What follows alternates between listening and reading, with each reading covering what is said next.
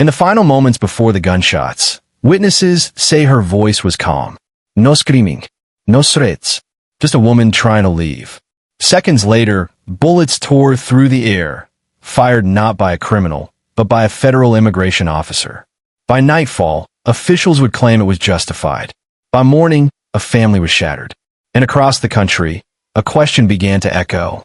How does a woman remembered as one of the kindest people end up dead at the hands of the government? This is not just a story of a shooting. It is a story about power and what happens when it goes unchecked.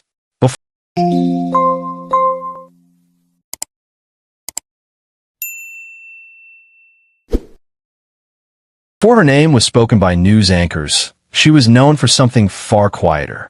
Kindness. Friends describe her as the type of person who noticed when someone felt invisible. She listened more than she spoke. She helped without asking for credit. To those closest to her, she was a steady presence, the emotional center of her family. She was a mother, a partner, a creative soul who believed words could heal. Someone who wrote poetry not for applause, but for connection. Someone who believed people were more than their worst moments. There was no history of violence in her past, no record of aggression, no indication she posed a threat to anyone. Yet on that morning, she would encounter a system that does not require certainty, only suspicion. Federal immigration enforcement has long operated with extraordinary authority. Officers carry weapons, discretion, and legal protections few civilians understand. Oversight is limited. Accountability is rare. And when mistakes happen, consequences are often buried beneath classified reviews and internal investigations. She was not the subject of an IC warrant. She was not fleeing custody. She was not under investigation. She was simply in the wrong place at the wrong time when a system designed for force intersected with an ordinary life. And history shows us that when that happens, the system almost always survives. The question is whether the truth does. The morning began with routine. Familiar streets. Ordinary movement. No warning of what was unfolding nearby. Unmarked federal vehicles were conducting an immigration operation, blending into traffic, intentionally indistinguishable from civilians. These operations rely on surprise and speed. Confusion is not a flaw. It is part of the design. At some point, paths crossed. What happens next depends entirely on who you believe. Federal officials later claimed the officer feared for his life, that the vehicle was weaponized. But witnesses say the car was moving away, not toward anyone. There was no warning shot, no attempt to de-escalate, just gunfire, multiple shots. In seconds, bystanders froze. Screams erupted. A woman slumped behind the wheel of her car, mortally wounded. The most important moments of this case happened in less time than it takes to read this sentence. And yet, those seconds would be dissected endlessly, not to ask whether the shooting should have happened, but whether it could be legally defended. Because in cases like this, the truth is often secondary to justification. Within hours, the narrative was set. Federal agencies emphasized officer safety. Statements referenced split-second decisions and perceived threats. Language carefully chosen, legally polished. What wasn't released was just as important. The officer's name remained hidden. Body camera footage was delayed. Independent investigators were not immediately involved. Instead, the agency announced it would review itself.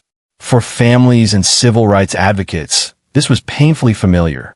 When federal officers use deadly force, accountability often dissolves into procedure. Internal reviews, administrative leave, quiet conclusions, rarely charges, rarely consequences. Officials urge the public to wait, to trust the process. But trust is difficult when transparency is absent, especially when eyewitness accounts directly contradict official claims. As pressure mounted, questions grew louder. Why was lethal force used so quickly?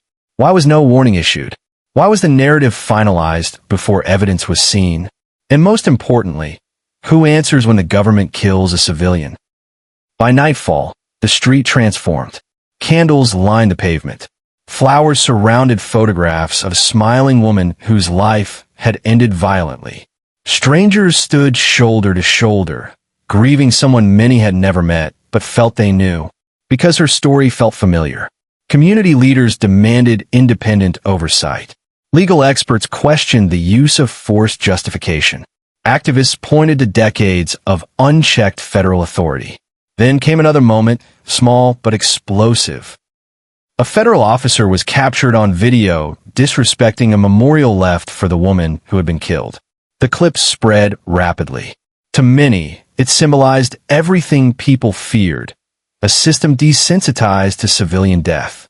The outrage intensified. This was no longer just about one shooting. It was about patterns, power, and the absence of accountability. As protests grew, so did the pressure. And for the first time, it became clear this case would not disappear quietly. To understand how this could happen, you have to understand the system behind the badge. ICE was created in the aftermath of national fear, born from urgency, expanded through politics, and shielded by federal authority. Unlike local police, ICE officers operate with broad discretion and limited public oversight. Their use of force policies are internal. Their disciplinary processes are opaque. When something goes wrong, accountability doesn't begin in a courtroom. It begins behind closed doors. Critics have long warned that immigration enforcement encourages escalation. Officers are trained to assume unpredictability. Civilian hesitation becomes non-compliance. Movement becomes threat. And vehicles? Vehicles become weapons, at least on paper. Legal experts point out that this framing has repeatedly been used to justify lethal force, even when evidence suggests otherwise. Once an officer claims fear, the burden shifts dramatically. Not to prove guilt, but to prove the fear was unreasonable. That bar is rarely met. In this case, the system responded exactly as designed. The officer was placed on administrative leave, not punishment but protocol. Statements emphasized danger, not doubt, and the investigation remained federal, not independent. This wasn't an anomaly. It was procedure. Then came the footage. When body camera video was finally released, the public watched closely, frame by frame, second by second. What they saw raised more questions than answers. The vehicle appeared to be moving away. There was no audible warning. No command clearly given before shots rang out. In the video, the officer's voice is tense, but tension alone does not equal justification. Experts noted the absence of clear, imminent danger. And then there were the final words. Captured moments before the shots. Words that did not sound like aggression, but resignation. To many viewers, the footage contradicted the official narrative. Civil rights attorneys said it plainly. This does not look like self-defense. The video reignited national outrage. Commentators compared the footage to other controversial shootings, cases where initial police statements unraveled once evidence emerged. But even with video, the outcome was uncertain, because footage does not automatically mean accountability. It only means visibility. And visibility does not guarantee justice. While officials debated policy, a family planned a funeral. Her children lost a mother. Her partner lost a future. Her parents lost the child they raised to believe in compassion. They spoke publicly, not with anger at first, but disbelief. They described a woman who avoided conflict, who taught empathy, who believed in fairness, the kind of person who would never imagine becoming the center of a national controversy. Grief quickly collided with bureaucracy. Requests for answers were met with silence. Questions were redirected. Statements were delayed. But the family refused to disappear. They demanded an independent investigation. They stood before cameras not as activists, but as parents, partners, and children asking why their loved one was dead. Their pain humanized what policy language had buried. This wasn't an incident. It was a life erased. As grief turned into movement, streets filled again. Protests erupted, not just locally but nationwide. Demonstrators called for oversight, transparency, and consequences. Chants echoed a familiar demand. Justice. Elected officials issued carefully worded statements. Many avoided naming ICE. Fewer addressed accountability directly. Behind the scenes, political pressure mounted. Federal agencies resisted outside review. Legal teams prepared defenses long before conclusions were reached. The machinery of the system began doing what it always does, insulating itself. Activists warned, if this case fades, it sets a precedent. A precedent that federal officers can kill civilians and walk away. The silence from leadership spoke loudly. At the center of this case is a question that refuses to go away. If video exists, if witnesses disagree with official claims, if the victim posed no clear threat, then what standard governs accountability? Because if fear alone justifies lethal force, then no civilian is ever truly safe. This case forces a reckoning, not just with ICE, but with a broader system that allows government agents to act with near total immunity. The investigation continues. The outcome remains uncertain. But one truth is undeniable. A woman remembered for kindness is dead, and the system that killed her is still standing.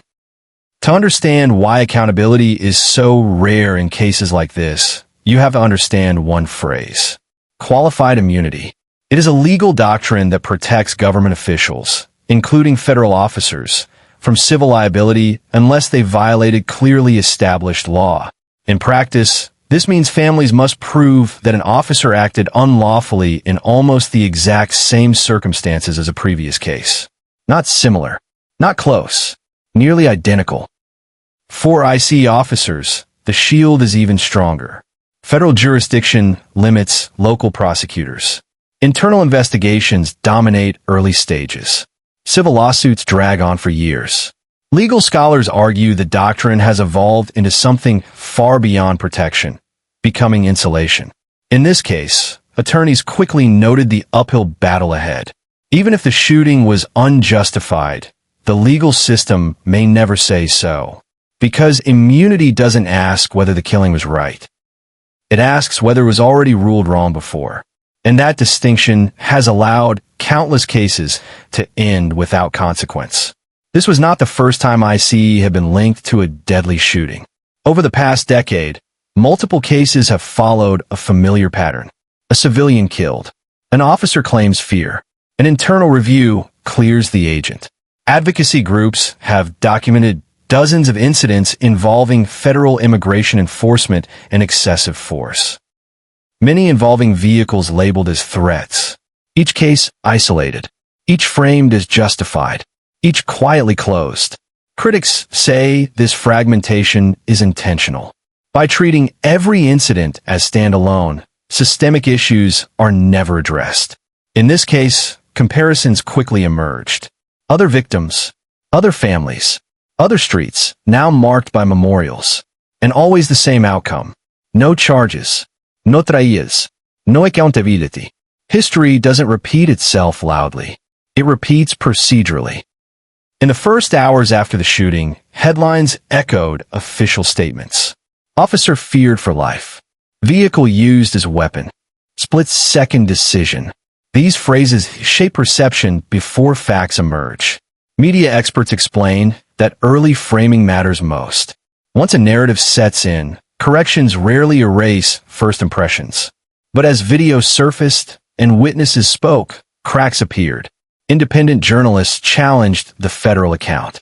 Legal analysts questioned the justification. And social media amplified voices that traditional outlets initially ignored. Two narratives emerged, and they couldn't coexist. One framed the shooting as tragic but necessary. The other framed it as reckless and unjust. And in between stood the public, forced to decide whom to believe. Investigations take time, or at least that's what families are told. Weeks passed, then months. The officer remained unnamed. The review remained internal.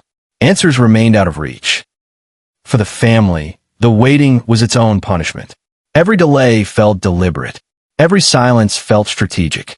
Legal experts explained that time benefits institutions. Public attention fades. Protests shrink, pressure dissipates, and eventually a conclusion arrives quietly, often without charges, often without explanation. The question became not if accountability would happen, but whether the system was designed to prevent it. Those who knew her returned to the same word. Kind. Not naive. Not weak. Kind. In a system that values control, kindness offers no protection. She didn't escalate. She didn't threaten. She didn't resist. And yet, she is gone. Her story now lives in the space between policy and humanity, a reminder of what happens when power operates without consequence. Because when systems fail, they don't fail equally. They fail the vulnerable first. When a civilian is killed by local police, district attorneys can step in. Grand juries can be convened. Charges can be filed. But this case was different. Because the shooter was a federal officer, jurisdiction shifted upward, beyond city prosecutors, beyond state courts. What followed was a legal maze where responsibility blurred and authority concentrated. Local officials expressed frustration. Some admitted, quietly, that their hands were tied. Federal agencies controlled evidence. Federal attorneys controlled timelines. Federal standards controlled outcomes. This separation is intentional. Federal officers are insulated from local pressure, a design meant to protect national operations, but one that often leaves victims' families without recourse. In this case, calls for a special prosecutor grew louder. Community leaders argued that justice cannot be served by the same institution that employs the shooter. But federal agencies resisted outside intervention. And once again, the question emerged. Who watches the watchers, when the watchers answer only to themselves? Civil rights organizations stepped in where institutions stalled. They demanded an independent investigation, not internal review, not administrative assessment, but real oversight. Petitions circulated. Letters were sent to the Department of Justice. Public forums filled with testimony from legal experts, activists, and citizens. The demands were clear. Release all footage. Name the officer. Allow civilian oversight. Supporters argued that without transparency, the outcome was already predetermined. Federal officials responded with caution, promising cooperation without commitment. Carefully worded assurances replaced action. History suggested what would come next. Promises fade. Reviews conclude. No charges filed. But this time, public scrutiny refused to disappear. Behind closed doors, some voices whispered what they could not say publicly. Former federal agents, speaking anonymously, described a culture where escalation was normalized and caution was discouraged. They spoke of pressure, of split-second expectations, of policies that rewarded compliance, not restraint. One former agent put it simply, de-escalation slows things down. Force ends it. These accounts echoed what critics had long warned, that the system prioritizes control over caution. But whistleblowers rarely find protection. Those who speak out risk careers, reputations, and safety. Many remain silent. Not because they agree, but because the cost is too high. And so, the system persists. The case ignited a broader debate, one far bigger than a single shooting.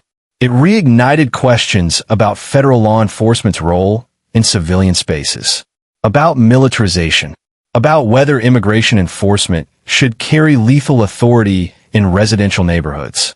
Law professors weighed in. Human rights groups spoke out. Families of past victims found their voices again. The story spread. Not because it was rare, but because it was familiar. And familiarity breeds anger. The public wasn't just reacting to what happened, but to how often it happens. Every high-profile case promises change. New policies, new reviews, new commitments. But critics warn that reform without enforcement is theater. This case sits at a crossroads, a moment where accountability could either be enforced or avoided once again. If consequences follow, it could signal a shift. If silence follows, it becomes another name added to a growing list. The system is watching itself, and the world is watching the system. Eventually, the investigation reached its final stage. Statements were reviewed. Footage was analyzed. Policies were cited. Federal officials released their findings in carefully measured language, dense, technical, and emotionally distant. The conclusion emphasized procedure over consequence, policy over person. They acknowledged the loss of life.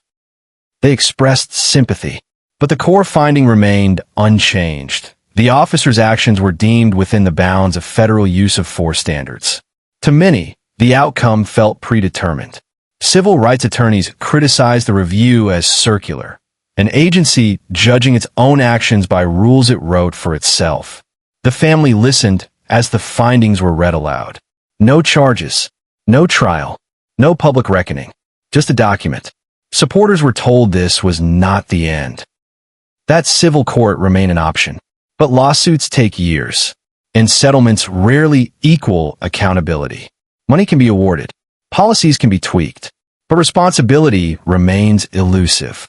Legal experts explain the reality plainly. Criminal charges against federal officers are exceedingly rare. The threshold is nearly unreachable, the standard impossibly high. For the family, justice felt like something that existed only in theory, not in practice. They asked a simple question that echoed far beyond this case. If the system cannot hold itself accountable when video exists, when witnesses exist, when a life is lost, then when will it ever? In the absence of justice, the family chose memory. They spoke about who she was, not how she died. A mother who loved fiercely, a partner who believed in gentleness, a woman who practiced kindness even when it was inconvenient. Scholarships were created in her name. Community groups gathered to honor her values. Her words, once private, were shared publicly. Her legacy became an act of resistance, because remembering her humanity challenged the narrative that justified her death. She was not a threat. She was not a statistic. She was a person, and refusing to forget that became its own form of accountability. This case leaves behind a question no report can erase. What happens when the power to kill is protected more fiercely than the right to live? When fear becomes a legal defense, when authority replaces evidence, when systems close ranks instead of opening truth. This wasn't just about one officer. It was about a structure that allowed the outcome. And unless that structure changes, the ending will repeat. Different street, different name, same conclusion. She lived with kindness. In a system built on control, kindness offered no protection. Her death exposed something uncomfortable, not just about immigration enforcement, but about how power operates when unchecked. Justice was promised. Process was delivered. Accountability never came. And yet, her story remains. As long as people speak her name, as long as questions are asked, as long as silence is refused, the system is not finished with her, and neither are we. If this story moved you, disturbed you, or made you question the systems meant to protect us, don't look away. Like this video, share it, comment your thoughts, and subscribe for more true crime stories that demand answers, not excuses.